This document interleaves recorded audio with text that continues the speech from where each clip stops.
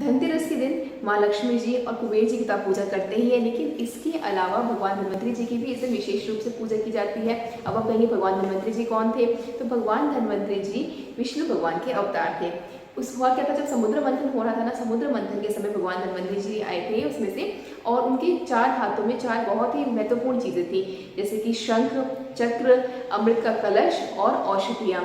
अब उस समय से ही ना, उसी समय से समझ लीजिए कि आयुर्वेद के जो जनक है, जो रचयिता है, वो भगवान धन्वंतरि जी ही है। अब इनका विशेष रूप से पूजा करने का क्या कारण है? पहला कारण तो है कि वो त्रयोदशी के दिन ही समुद्र मंथन से बाहर आए थे, और एक और कारण ये है कि जब धनतेरस सबसे बड़ा, जैसे जो धन की पूजा करते हैं ना, तो आपके लिए सबसे बड़ा धन क्या है? सोने चांदी या पैसों की गड़िया, ये सब बहुत मुख्य धन नहीं है। अगर आप स्वस्थ नहीं है तो ये सब चीज़ें कोई काम की ही नहीं है। यानी जो सबसे महत्वपूर्ण धन है ना, वो क्या है? वो आपका और हमारा स्वास्थ्य है। अगर हमारा शरीर स्वस्थ है, पूर्ण रूप से हम ठीक है, खुश है और सब कुछ ठीक है। देखिए, एक ना कहावत भी है कि पहला सुख निरोगी काया। अगर आप स्वस्थ नहीं है, आप सुखी नहीं है, तो आपके पास चाहे कितना भी सोने चांदी जेवरात कुछ भी हो ना, आप कभी भी खुश नहीं रह सकते और धनी नहीं कहलाएंगे।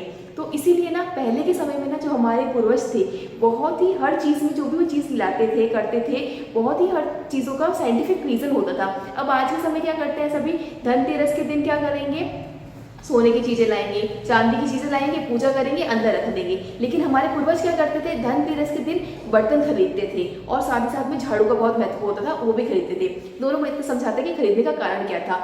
देखिए, बर्तन जो होते हैं ना, बर्तनों का आप क्या यूज़ करेंगे? तो भोजन बनाएंगे या भोजन करेंगे। अब आज के समय में जो बर्तन खरीदते हैं ना, वो भी क्या खरीदते हैं? जो एल्यूमिनियम के बर्तन हो गए, कुकर हो गया, या जो भी एल्यूमिनियम की ऐसी चीज़ें जो बिल्कुल ही स्वास्थ्य को खराब करती है। और वो लोग क्या खरीदते थे? तांबे के बर्तन, पीतल के बर्तन, जिसके अंदर बनाया हुआ भोजन और खाया हुआ भोजन दोनों ही स्वास्थ्य प्रदान करता है। यानी हुआ ना वापस वही लिंक कि स्वास्थ्य पे विशेष तरह से ध्यान दिया जाता है। तो हमें अब आज के समय में क्या हो गया है कि जो भी अब मेडिसिन खाते हैं, वो कैसे बनी होती है? केमिकल, स्टेरॉइड, इन सभी से बनी होती है।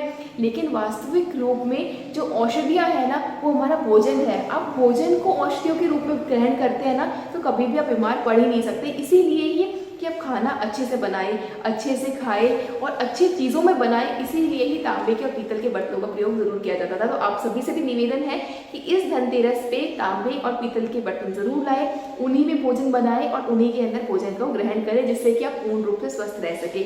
और दूसरा चीज़ था झाड़ू। झाड़ू क्यों खरीदते थे? कि जो हमारे आसपास है ना, जो हाइजीन मेंटेन कर पाए, क्लीननेस मेंटेन कर पाए, साफ सफाई मेंटेन कर पाए, जिससे कि किसी भी तरह से कोई बैक्टीरियल इन्फेक्शन, वायरल इन्फेक्शन उन तक ना पहुंच पाए। तो और जो हमारी पौराणिक परंपराएं हैं, उन्हें भी हम आगे तक जीवित रख पाएंगे। तो आप सभी से निवेदन है कि धन त्रयोदशी पे पहला धन क्या रखना है? आपका स्वास्थ्य, उसका विशेष ध्यान रखना है। तो इसी के साथ ही ज्योतिर्मय गौमय सेवा संस्थान के पूरे परिवार की ओर से आप सभी को धनतेरस की हार्दिक शुभकामनाएं। स्वस्थ रहे। अन्यथा किसी भी तरह का स्वास्थ्य संबंधित प्रश्न हो, आप ये जो हेल्पलाइन नंबर देख पा रहे हैं, आप उस पर संपर्क कर सकते हैं। धन्यवाद। जय गौ माता, वंदे मातरम।